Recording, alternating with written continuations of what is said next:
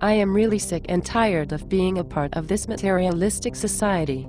It seems as if everyone's priorities are in the wrong places. Money, for example.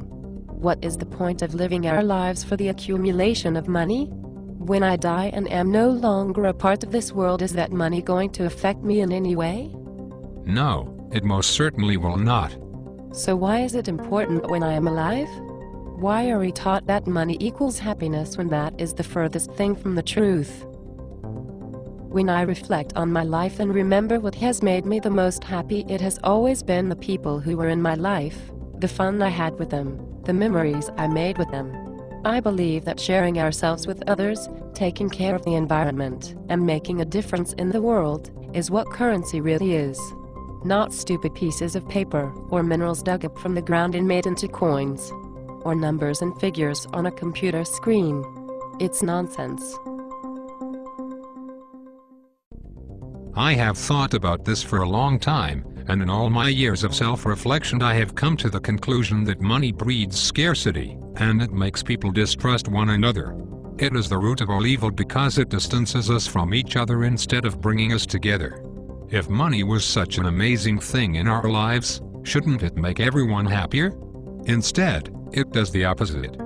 That is absolutely correct. Look at how much suffering is happening all across our planet, and it's all because of one thing. Money. It is so obvious when you stop and think about it. Look at people and countries who are constantly fighting because they are struggling to impose their power and control over one another. Once their control is established, they then struggle to maintain it. It is a never-ending cycle of anger, manipulations, and destruction. If money is the reason that our global population is experiencing so many problems, then the way to solve those problems is simple. Eliminate the cause of the problem and the problem will minimize in intensity and frequency. You mean get rid of money completely? Correct. But how can we get rid of money?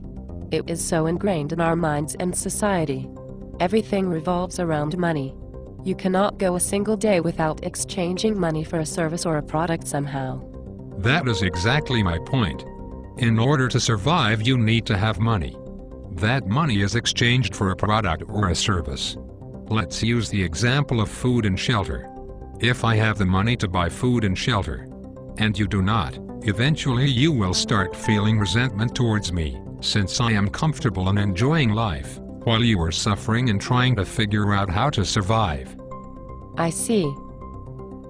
Over time you will become increasingly desperate to find ways of accumulating the same things I have. You may even resort to violence. That violence is what we see on the news. It is not that people are bad and are doing bad things, they are simply trying to survive in a backwards society. So the solution is make sure that everyone has food and shelter, correct? That no one is left out of having the basic necessities of life. Exactly. If everyone had... Hold on, let me interrupt you and see if I understand your concepts. If everyone had the necessities of life, then nobody would fight over someone else's belongings because they themselves would already be in possession of them. People would be much happier. If everyone is happier, then we would also be safer, as we would not be afraid of who might hurt us due to feelings of resentment and anger because of having something they don't. Money is what is holding us back from this particular existence because it keeps people against each other instead of coming together and taking care of one another. As long as money is what we measure life with, we will always have social, political, and national problems. I believe you now understand. Peace is possible. Now you know why we need to eliminate money from society, in order for everyone to be happier. We will now discuss how we can achieve that. For a long time now we have lived in a monetary society. A society that is built around the circulation of money in order to go about daily life. However, the time has come for us to evolve into a new way of living. A resource-based economy is the most logical system to embrace. It is a system which takes into account the global resources available to all human beings. Every human being would be taken care of, not just a select few wealthy individuals. Physical labor would be non-existent as machines would do the work for us. In essence, We would become free to do whatever we wanted to do. Look at how much human labor has been phased out because of technology. We have been witnessing the mechanization of labor for decades already, and it will only continue to increase. It is simply not being executed in the most efficient way, because of the underlying issue of people needing jobs in order to earn money, which in turn fuels the purchasing of products and services. But people have always had jobs. What will people do once they no longer have to work? Once people experience the freedom of a resource-based economy, they will work towards making sure the system prospers. People will be free to live out their passions. If someone would like to travel the world, then they would do just that. If someone else would like to study medicine or paleontology, then they would live out that particular ambition, without the fear of not having the money to pay for travel tickets, or to pay for tuition. People would immediately live healthier and more fulfilling lives. With everyone doing exactly what they want to do, our human race would recondition itself into a very loving, nurturing, and caring society. I'm digging this. It should always have been this way. However, I have to admit, it does come across as very idealistic. It is not idealistic at all. It is the most realistic way to live our lives. Based on the technological knowledge we possess today, this is a real possibility for our global population. It could have been implemented 100 years ago, if people had been properly educated about what is possible. What has prevented us from going down the path of a resource-based economy is simply the monetary system. Okay, enough chit-chatting. Let's make this happen already. Peace is possible. I wholeheartedly agree with you. Peace is absolutely possible.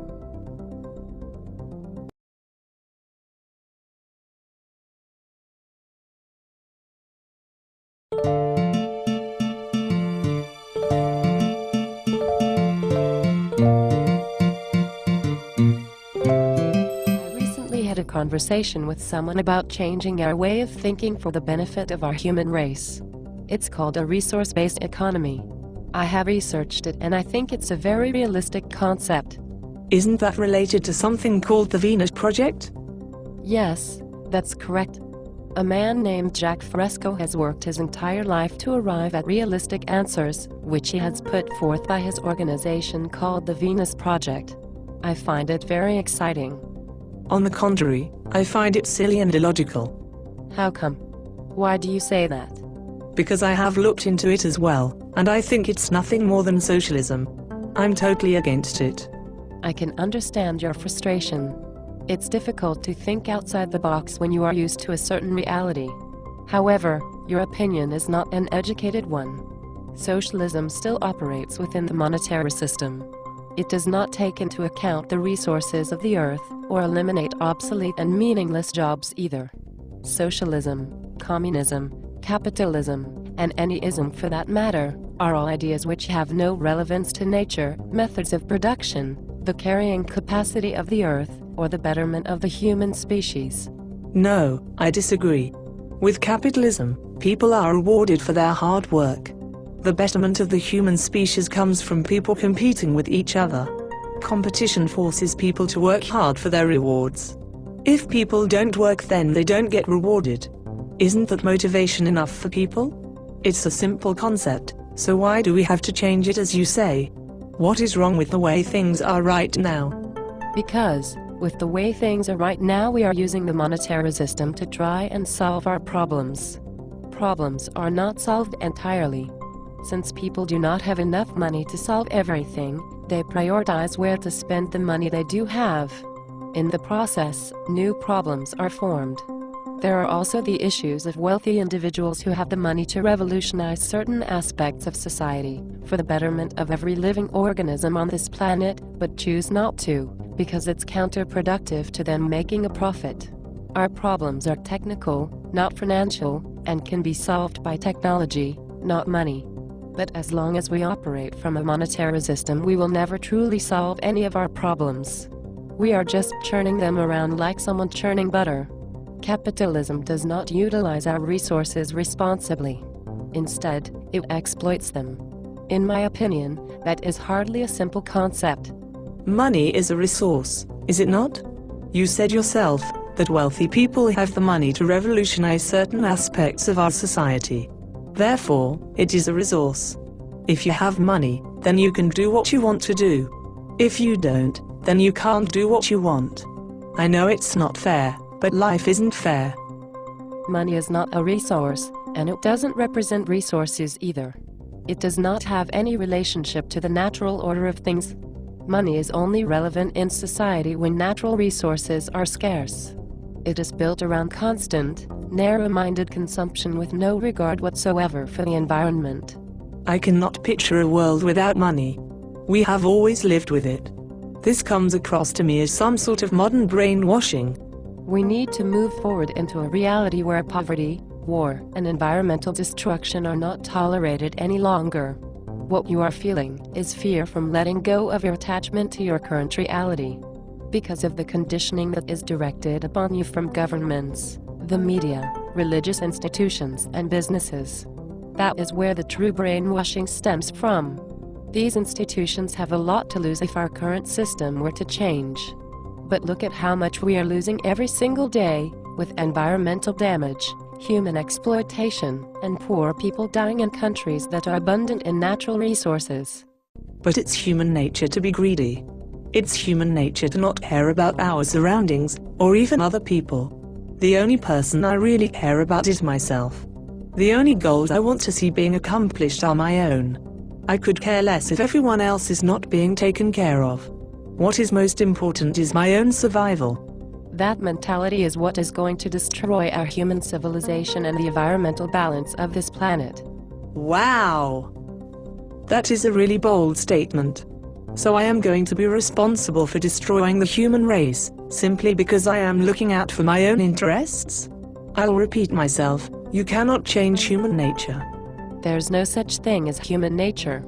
That is simply a justification for keeping things the same. We will not move forward as a civilization until people learn to identify and break down their own indoctrinations. It sounds to me as if you are wanting some sort of utopia. You are aware that the Venus Project cannot, and will not, deliver us a utopian society, right? I am fully aware that our reality will not be a utopia. That is not the expectation of a resource-based economy. It will not be perfect. However, remind yourself that our problems are technical, not financial. A resource-based economy is the best route to take based on our current technological knowledge, in order to utilize those technologies efficiently. I agree with you, in that it will not be a utopia, but it will certainly be a lot better than it is now. I myself am enjoying my life, and I don't want things to change. I have lots of money in the stock market. More than most people. I'm powerful because of the influence my money provides me.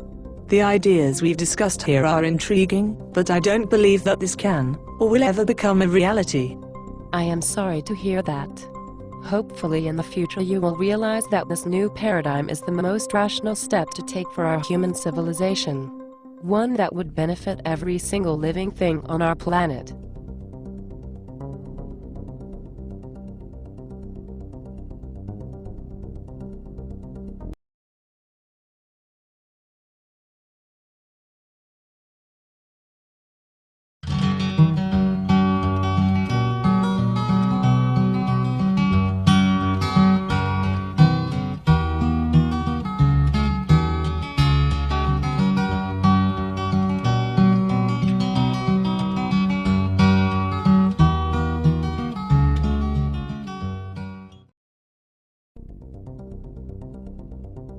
What is wrong?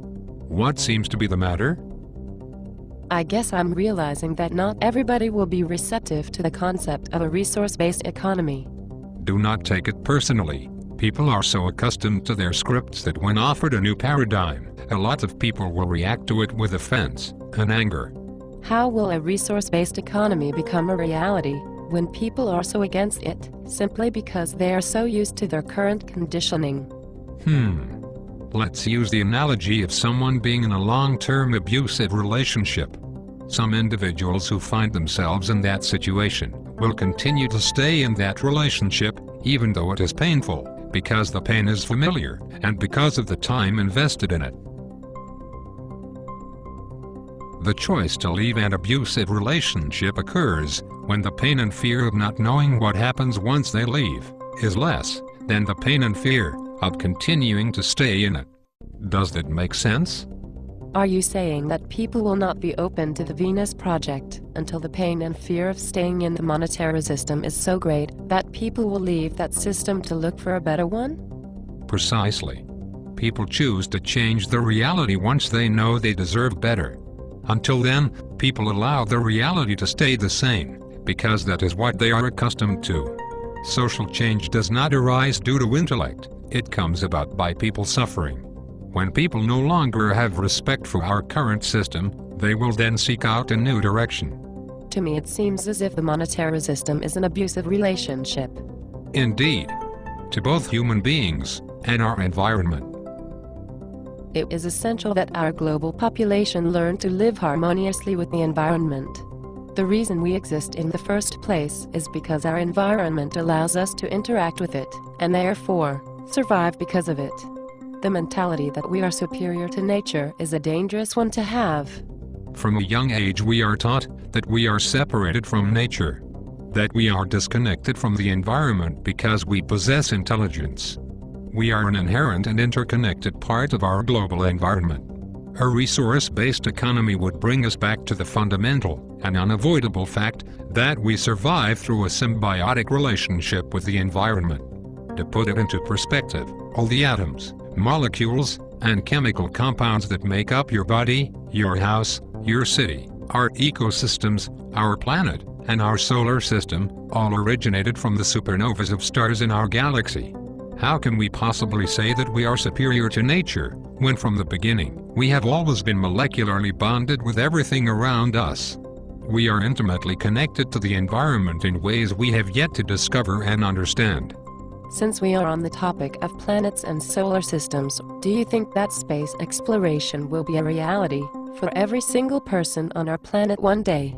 Unquestionably, the answer is yes. However, I don't feel that our civilization is mature enough to venture out into our cosmic backyard. How come? The USA, Russia, Japan, Canada, China, and plenty of other countries have all head out into outer space. The USA has planted their national flag on the moon. Does this mean that the USA has ownership over the moon simply because they arrived there first? Will the USA start selling property on the moon, and if so, who gets to own those properties? Once again we come back to the issues of the monetary system. I think I see where you are going with this. Nationalism is an artificial boundary, which needs to be taken care of first, prior to departing into outer space. If we are not leaving Earth as one people, then we are not yet ready. Nationalism fosters the mentality that we are disconnected and are different from each other, just as we are taught that we are disconnected from nature. It also stimulates destructive materialism. For instance, whatever resources are found in Iraq are in Iraq's possession. Other countries take those resources by initiating and executing war. The Venus Project declares that the world's resources are the common heritage of all the world's people. I am realizing that the common theme society teaches us is that we are separated and distanced from everything around us. Distanced from each other by national borders, separated from nature. Can you imagine living in a society where we have eliminated the monetary system and nationalism? We wouldn't be held back by financial constraints and budgets. Very true.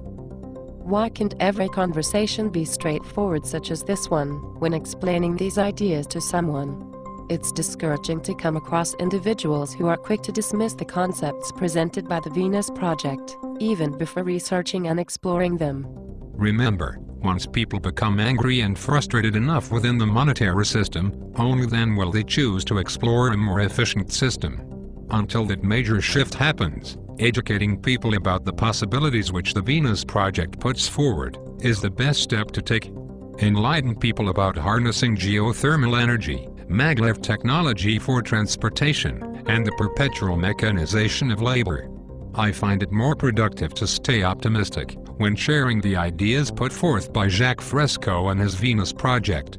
Most people are aware that things are drastically damaged in our society. An unavoidable critical transformation is happening all over our planet. People are waking up. People are coming together. Because of us, our world is changing for the better.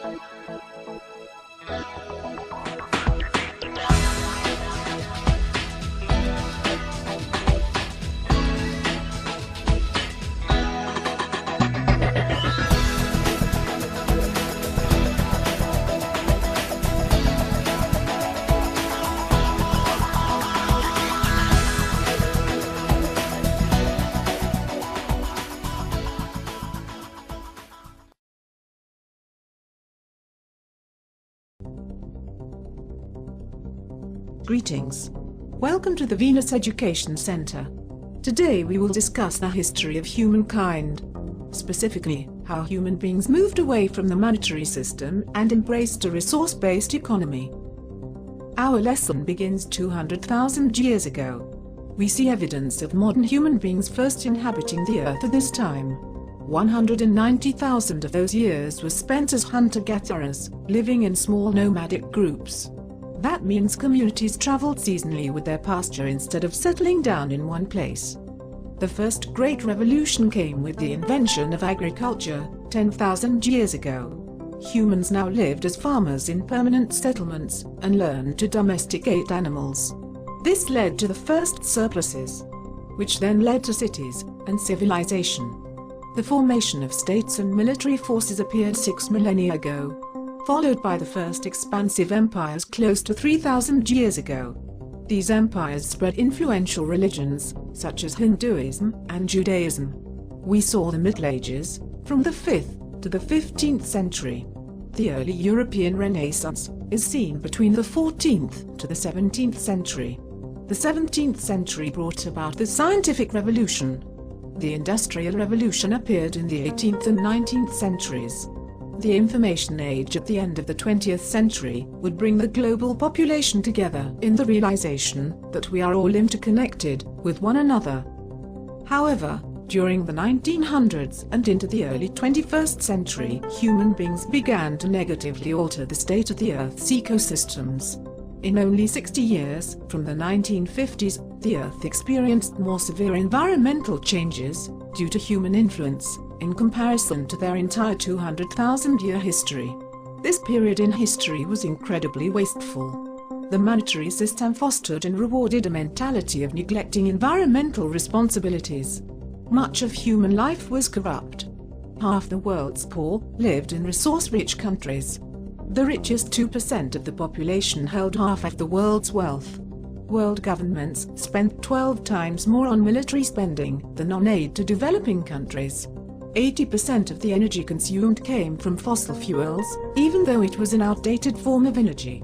Fear of scarcity and greed were created and amplified.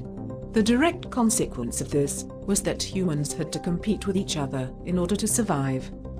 True change ultimately arose not through politics or financial bailouts, but by a new way of distributing resources. In the year 2027, the monetary system completely collapsed. The world was essentially bankrupt. This historic collapse transpired due to the energy crisis, arable land depletion, along with the lack of clean water.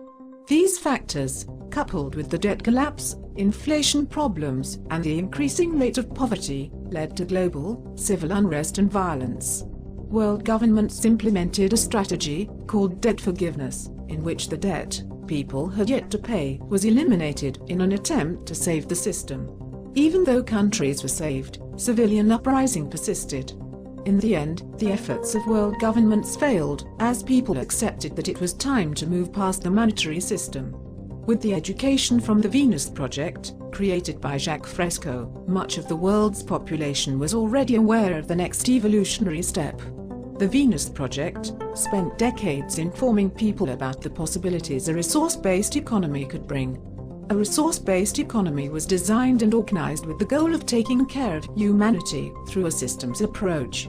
It took into account the material needs of all the world's people, the science of production, and the most efficient means to optimize production distribution. Strategic preservation, safety, and efficiency were executed to ensure resources were used responsibly, and that goods were designed to last as long as possible. Ownership became an irrelevant human activity. The scientific method was applied to every aspect of society. Unlike religion or politics, science has no ego. It is inherently falsifiable. Science demands that its ideas be tested and replicated. Therefore, it is constantly evolving. Much like society, civilization was updated to present-day knowledge, to create the society we live in today. A society of abundance for our entire global human civilization. This type of economy eliminated exploitation, corruption, class, limited technologies, pollution, war, and poverty. Revolutions were no longer distanced by centuries, but now occurred within decades of each other. The clean energy revolution came to fruition in 2013. With the paralyzing influence of money abolished, new, clean energy solutions were no longer hindered. Abundant, renewable clean energy was implemented into every single aspect of society. Fossil fuels were hardly used again.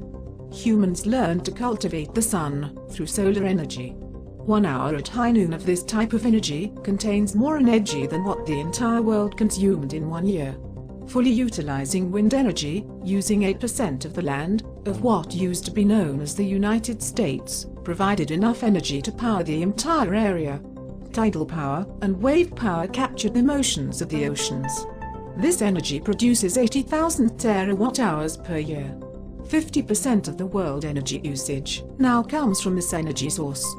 Geothermal energy has an available supply of 13,000 zetajoules of planetary power. The entire world uses half a zetajoule a year, meaning 4,000 years of clean planetary power are available from this energy source alone. Geothermal energy regenerates itself. Therefore, it will power the Earth forever.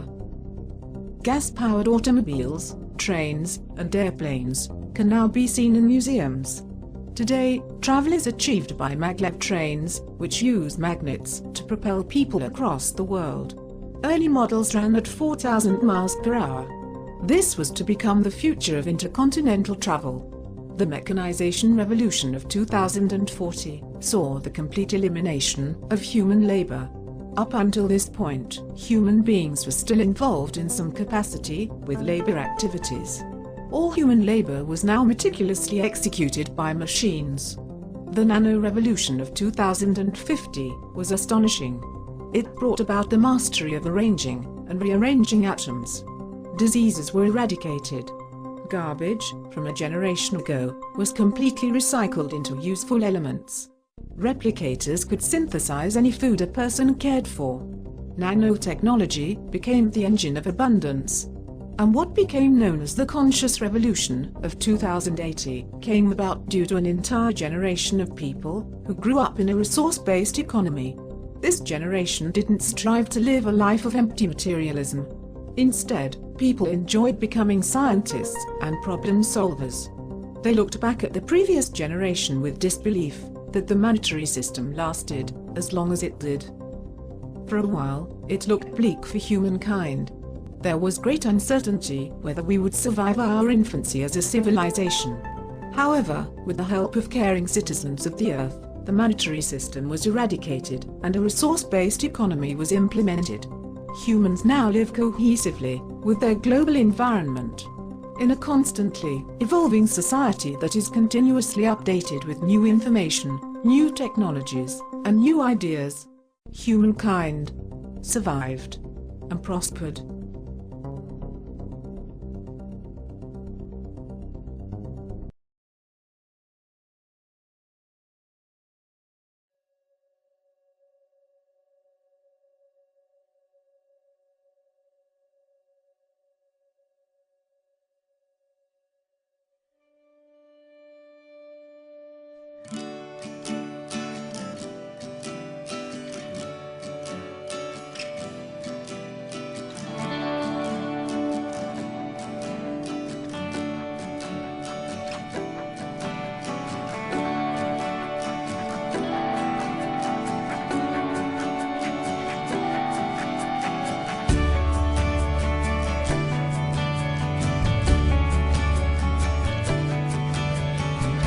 Take a straight and stronger course to the corner of your life.